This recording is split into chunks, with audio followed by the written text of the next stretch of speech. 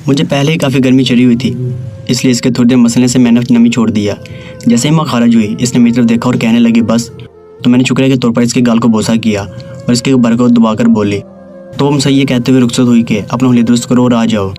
वो तो चली गई थी, लेकिन मेरे कानों में इसका यह जुमला मुसलसल गूंज रहा था कि लोग जो काम रात के तरीके में करते हैं वो मेरे जहन में मुसलसल गर्दिश करता रहा। जैसा कि मैंने शुरू में आपको बताया है कि हमारे घर में 2 ही कमरे थे, एक में अम्मी और अब्बा सोते थे, जबकि दूसरे कमरे में मैं और मेरा छोटा भाई शुएब सोते थे। जिस दौर की मैं बात कर रही हूँ, इस वक्त शुएब, जिसे प्यार से हम शेबी कहते थे, 5 क्लास में पढ़ता है। मैं बड़ी होने की वजह से शेबी को ट्यूशन भी पढ़ाती थी और पढ़ाते वक्त इसको खूब भी मारा करती थी, इसलिए शेबी की मुझसे जान जाती थी, मतलब वो मुझसे बहुत डरता था। ये इस दिन की बात है कि आशिक के हाथ मारने से वक्ती तौर पर मेरी दिल तो ठंडी हो गई थी, लेकिन इस दिन गर्म तस्वीरें देखने की वजह से मैं ज़रूरत से कुछ ज़्यादा ही गर्म हो गई थी और साले में देखी हुई तस्वीरें बार बार मेरी आंखों के सामने आ जाती थी। इसलिए मैं बड़ी बेचैन थी। और ये स्कूल से वापसी पर दोपहर का वाक़या है कि गर्मी की वजह से अम्मी अब्बा अपने कमरे में सोए हुए थे और इनके साथ हमारी छोटी बहन जैनब भी सोई हुई थी, जबकि मैं और शेबी एक ही बिस्तर पर सोया करते थे। दोपहर का वक्त था। मैं स्कूल से वापसी पर घर आई और यूनिफॉर्म वगैरह उतार कर वाशरूम से होकर वापस अपने कमरे में आई तो देखा कि शेबी सीधे मुँह से बिस्तर पर लेटा हुआ। मैं ज़रा इसके पास गई तो देखा कि वो गहरी नींद सो रहा था। उसे देखकर अभी मैं वापस होने वाली थी कि अचानक मैं ठटक कर रह गई और जिस चीज़ ने मुझे रुकने पर मजबूर कर दिया था वो शेबी का तोता था, जो इस वक्त अकड़ा हुआ था। गोया को इतना बड़ा नहीं था, लेकिन फिर भी इसकी शलवार ऊपर को उठी हुई थी, जिसे देखकर मेरे बढ़ते हुए कदम रुक गए थे और मेरी नज़र शेब की शलवार में बने हुए अबार पर जमक सी गई।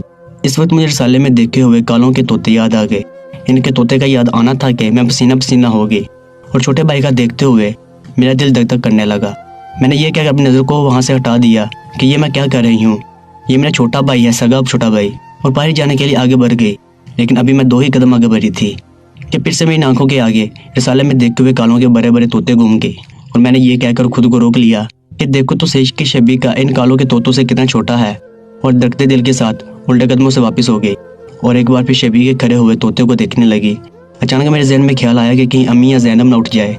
चाचा मैं जल्दी से दरवाजे के पास गई और बाहर जाकर देखा तो बाहर कोई ना था। ये देखकर मैं वापस हुई और शेबी की तरफ बढ़ने लगी। इस वक्त मेरे दिल में तरह तरह के ख्याल आ रहे थे, लेकिन मैं खुद को मुख्तलिफ दलीलें देती रही। शेबी की चारपाई की तरफ बढ़ने लगी। इसका तोता अभी तक वैसे का वैसा ही खड़ा था। पता नहीं क्यों इस वक्त मैं बड़ी एहतियात के साथ बड़े पुंग पुंग कर कदम रख रही थी और बड़े एहतियात से चलते हुए जैसे ही मैं शेबी के चारपाई के करीब पहुंची, लेकिन फिर पता नहीं क्या हुआ, यहाँ पे शायद इसकी छठी ही इसने काम किया, क्योंकि जो ही मैं इसकी चारपाई के करीब पहुंची तो अचानक ही शेबी हर बराकर उठ खड़ा हुआ और इधर उधर देखने लगा। फिर जैसे ही इसकी नज़र मुझ पर पड़ी तो वो एकदम खौफसदा सा हो गया और मेरी तरफ देखकर बोला, क्या हुआ बाजी? तो मैंने हस्बे मामूल इससे थोड़ी सख्ती से कहा, क्या होना है? मेरे लहजे की पुकार सुनकर वो बेचारा सहम सा गया और मजीद की बात किए बगैर चारपाई से उठकर खामोशी से बाहर चला गया। उसे बाहर जाते देखकर मैं काफ़ी मायूस हुई और अपना सर पकड़कर चारपाई पर बैठ गई, क्योंकि इस वक्त मेरे जज्बात अरूज पर थे। इसलिए इस मायूसी की वजह से मेरे सर में दर्द होना शुरू हो गया, लेकिन मैंने इस दर्द की परवाह ना की और खामोशी से बिस्तर पर लेट गई और चारपाई पर करवटें बदलते हुए शेबी के बारे में सोचने लगी। और फिर सोचते सोचते आखिरकार मेरे जहन में एक तरतीब आ गई। इस तरतीब का मेरे जहन में आना था कि मैं चारपाई से उठ बैठी और इस तरकीब को फुल प्रूफ बनाने के लिए मैं इसके बाकी जज़ियात पर भी गौर करने लगी। और फिर सारी जज़ियात तय करने के बाद जब मेरे हिसाब से जब ये मनसूबा फाइनल हो गया तो मैंने एक दफ़ा फिर इस पर गौर किया और ये सब तय करने के बाद मैं खुद को एकदम से हल्का फुल्का महसूस करने लगी और इसके साथ ही हैरतअंगेज़ तौर पर मेरे सर का दर्द भी गायब हो गया। चाचा मैं चारपाई से उठी और कमरे से बाहर आ गई। अब मुझे बड़ी शिद्दत से रात होने का इंतजार था। वो गर्मियों के दिन थे। जैसा कि आप लोग जानते हैं कि गर्मियों के दिनों में गांव और कस्बों के लोग खुले सहन या छतों पर सोना पसंद करते हैं, लेकिन चूंकि इन दिनों हमारे इलाके में अचानक ही चोरी और डकैती की वारदातों में एकदम से बहुत इजाफा हो गया था और यह गुरु चोरी डकैती के साथ साथ मुज़ाहमत पर अक्सर घर वालों को कत्ल भी कर दिया करते थे। इसलिए इलाका में इनकी बड़ी दहशत फैल गई थी। चाचा इसी डर की वजह से इन्हीं दिनों हम लोग बाहर सहन या छत पर नहीं बल्कि कमरों के अंदर कुंडियाँ वगैरह लगाकर सोया करते थे। शाम को खाना खाने के बाद हस्बे मामूल मैं अपने कमरे की तरफ जाने लगी तो पीछे से अम्मा ने जोर की। शाम को खाना खाने के बाद हस्बे मामूल मैं अपने कमरे की तरफ जाने लगी तो पीछे से अम्मा ने रोज़ की तरह एक बार फिर सख्ती से ताकीद की कि सोते वक्त दरवाज़ा को कुंडी लगाकर सोना। और जैसा कि आपको पता है कि मैं तो पहले ही यही चाहती थी कि जब मैं भाई के साथ वारदात डाल रही हूँ तो दरवाज़ा लॉक हो, इसलिए मैंने अम्मा की बात सुनकर खामोशी से सर हिला दिया और अपने कमरे में चली आई। और मैं कमरे में इसलिए पहले आई थी कि रोज़ मुझे चारपाई पर बिस्तर दुरुस्त करना और मैं कमरे में इसलिए पहले आती थी कि रोज़ मुझे चारपाई पर बिस्तर दुरुस्त करना और उसे झाड़ना वगैरह होता था चाचा इस रात भी चारपाई पर बिस्तर वगैरह झाड़ने के बाद मैं शेबी का इंतजार करने लगी। फिर थोड़ी ही देर बाद शेबी भी आ गया। वैसे तो वो रोज़ इस टाइम पर कमरे में आया था। वैसे तो वो रोज़ ही इसी टाइम पर कमरे में आया करता था। लेकिन इस रात मुझे ऐसा लगा कि जैसे वो बहुत लेट आया हो। ये शेबी की पक्की रूटीन थी कि वो कमरे में दाखिल होकर पहले मेरे साथ रोज़मर्रा की गपशप करता और फिर कुछ देर बाद मेरे साथ ही चारपाई पर सो जाया करता था। लेकिन पता नहीं क्यों आज शेबी को कमरे में दाखिल होते देखकर मुझे ख्वामखा ही अंगड़ाइयाँ क्यों होने लगी थी। चाचा जैसे ही शेबी कमरे में दाखिल हुआ अपने आप ही मुझ पर एक मस्ती से जाने लगी और मैंने एक तौबाशकन अंगड़ाई लेते हुए इसे कहा, आज बड़े लेट आए हो। मेरी बात सुनकर वो बेचारा हैरान हुआ और इसी हैरानी में मेरी तरफ देखते हुए बोला, मैं तो कोई लेट नहीं आया बाजी, बल्कि मैं तो अपने टाइम पर आया हूँ। और फिर मेरे हालत से बेखबर इसने अपने जूते उतारे और बिस्तर पर आकर लेट गया।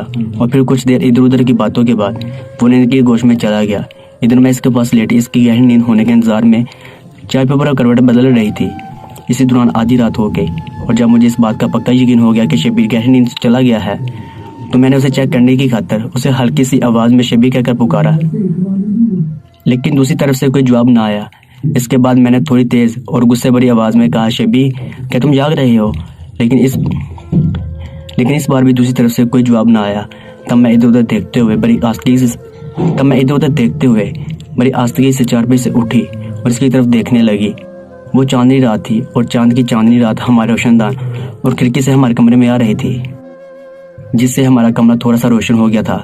इतना रोशन कि इस अंधेरे में मुझे शब्बीर की धुंधली सूरत ही नजर आ रही थी। अब मैंने चारपाई पर बैठकर इसकी आंखों के सामने अपना एक हाथ लहराया और इसके साथ ही इसके मुंह पर हल्की सी चपेट मार कर बोली, शब्बीर के बच्चे। लेकिन वहाँ से कोई जवाब न पाकर मैं तो मुतमईन हो गई और फिर उधर उधर से इत्मीनान हासिल होने के बाद मैंने एक दफ़ा फिर इधर उधर देखा। हर तरफ एक गहरी खामोशी छाई थी और फिर इसी खामोशी और खालीपन देखकर मैंने शब्बीर की तरफ देखा और आने वाले लम्हात का तस्वर करते हुए मेरा दिल धड़कने लगा और मैं इसी धड़कते दिल के साथ चारपाई पर शब्बीर के साथ जुड़कर लेट गई और इसके रद्द-ए-अमल का इंतजार करने लगी। जब वहाँ से कोई रद्द-ए-अमल ना आया तो मैं थोड़ा और आगे बढ़ी और इसकी टांगों में अपनी टांगें फंसा ली और इसके साथ ही मैंने शब्बीर को अपने साथ चिमटा लिया और फिर धीरे धीरे इसके बदन के साथ अपने बदन को मिला लिया और इसके साथ ही अपने जिस्म की ज़ेरे हिस्से को इसके जिस्म के साथ लगाया। शब्बीर के साथ अपनी बॉडी को मसलते हुए कुछ देर बाद अचानक ही मुझे अपनी रानों के ऊपर किसी नुकदार चीज़ चुभन का एहसास हुआ और यह नुकदार चीज़ मेरी दाई रान के ऊपर हिस्से पर चुभ रही थी। मैंने इसके जिस्म के साथ अपना जिस्म रखना बंद किया और चुभन के बारे में गौर करने लगी और फिर फौरन ही मुझे इस बात का एहसास हो गया कि वो नुकदार चीज़ और कोई नहीं बल्कि शब्बीर का तोता था।